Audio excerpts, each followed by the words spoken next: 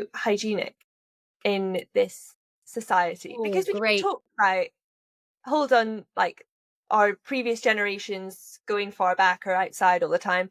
They're not going to be hand sanitizing every time they, hug someone or anything like that.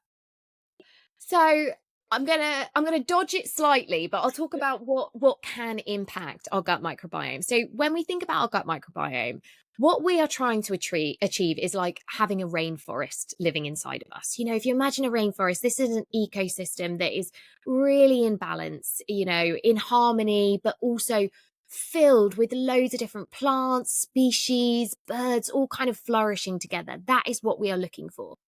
And, in our analogies earlier where we're talking about individuals with certain conditions, they would have more of like a desert looking, or I mean, I live in London, I have like a patch of grass outside my flat. They're working with that, very much lacking in diversity. And things that can reduce your gut microbiome diversity are absolutely sometimes being a little bit too clean. It's good to get out into nature. You breathe in microbes from the air, as well as being immersed in nature is not only fantastic for your mental health, and the research is so extensive now on that, but also in terms of just getting a bit mucky from time to time, but also just socializing. I'd love to see what happened to our microbiomes pre and post COVID, because every day when you're interacting with individuals, shaking their hand, giving them a hug, consuming food cooked by others when we're out and about, all of this increases our gut microbiome. Of course, like intimate relationships, a 10-second kiss and you're sharing up to 80 million bacteria with that person. So, absolutely, by being very isolated and, just not really engaging with society and life, you're not going to be interacting with as many microbes. And I think it goes back to that idea that I was talking about kind of the blue zones earlier, the areas in the world where people are living the longest and living well for the longest. Their whole environment is built on community as well. And when I look at their life, I'm like, it's all the things that your gut microbes love for you to do. And I'm sure you've spoken to experts about kind of maybe the blue zones as well, Emily, but they really manage their stress very well. They live very simple but happy lives. And I think that all goes into the bucket as well. I think the blue zones, it is really fascinating in that approach, and not suggesting that we all move across the world and, forget the society that we live in and the responsibilities and the cultures that, we enjoy. Like it's home wherever we are.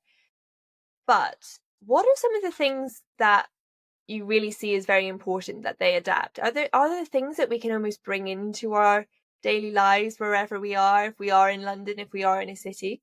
I think so. I read a study the other day that showed even just having flowers in your apartment helped kind of lower cortisol levels. So I was like, sent it straight to my boyfriend. I was like, yeah, I'll have 6 bunches, please. Yeah, I was like, noted. I think there is, but I think it's like going low and slow. Like, again, it's behavior change. And I think we all have these grand ideas to become a new person every single Monday morning, and it's just not going to work. I really believe in the power of small, not only these teeny tiny microbes living inside of us and the powerful impact they can have on our health, but also it is that kind of like tiny little habits that we can do every single day. But I think in terms of like blue zones, and when I look at kind of the happiest people in the world and these kind of things, you spoke about brain food at the beginning, and we've touched on fiber. And I think if I could bottle up fiber, I'd be a gazillionaire by now. There's not a single drug on the planet that can do what fiber does. It can significantly reduce your risk of so many conditions, and even all mortality from all causes, as well as depression.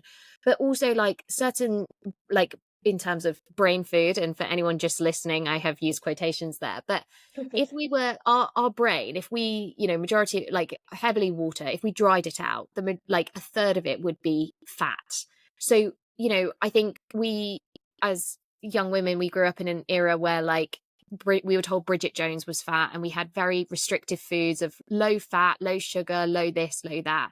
But actually, I think if we could also encourage people not only to eat high fiber, but also like getting in their omegas would be really, really important. So your omega-3s particularly, they are particularly good for your brain, and you get them really from kind of oily fish. And the reason why you want that is that because they convert really well to DHA, and DHA is fantastic for your brain. So I'd say omega 3s, when we look at, the diets around the world where people are living longer, but also polyphenols. So polyphenols are these plant compounds. So they help a plant essentially defend itself against pests, diseases, even sun damage. And we consume polyphenols through colorful fruits and vegetables. And we're starting to learn that they can have, they can feed our gut microbiome, but they can have really powerful anti-inflammatory effects.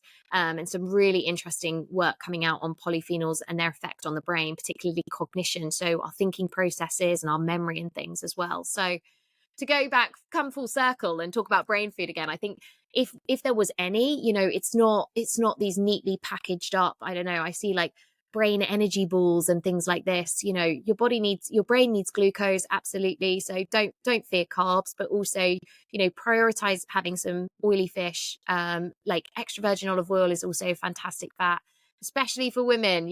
Our hormones, we need them, and hormones are predominantly fat, and people often don't know this, but they're made of fat.